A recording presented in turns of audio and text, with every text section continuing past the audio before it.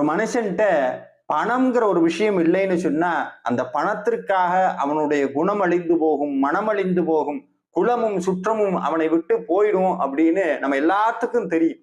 இந்த பண கஷ்டமும் வறுமையும் ஏன் ஒருத்தன்ட்ட வருது அப்படின்னா, அதுக்கு வள்ளுவர் சொல்றார், அவனிடத்தில் அருள் இல்லை, அதனால அவன்கிட்ட பொருள் தங்குவதில்லைன்னு சொன்னார். நிறைய பேர் நினைச்சுக்கிறோம் பொருள் இல்லாதங்காட்டித்தான் வறுமை வருதுன்னு. இல்ல, இறைவனுடைய அருள் இல்லைனா தான் வறுமை வந்து சேரும். இது அருணகிரிநாதரும் சொல்றார்.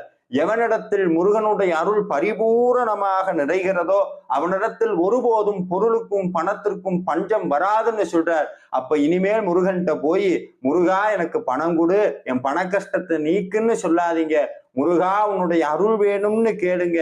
என்னைக்கு நம்மளுடைய வாழ்க்கையில் முருகனுடைய அருள் பரிபூரணமாக நிரம்புகிறதோ அந்த நிமிஷமே நம்மளுடைய வாழ்க்கையில் பொருள் நம்மளை தேடி வரும்.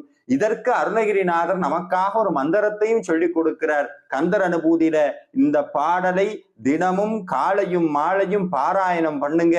நம்ம வாழ்க்கையில இருக்கக்கூடிய வறுமைங்கிற பாவி நம்மளை விட்டு வெளியேறுவான். முருகனுடைய அருள் நிரம்ப நிரம்ப இந்த வறுமைங்கிற பாவி நம்மளை விட்டு போவான். அந்த பாடல் என்னன்னா, வடிவும் தனமும் மனமும் குணமும் குடியும் குளமும் குடிபோகியவா அடியந்தமிழா அயில்வேல் அரசே மிடியென்றொரு பாவி வெளிப்படனே.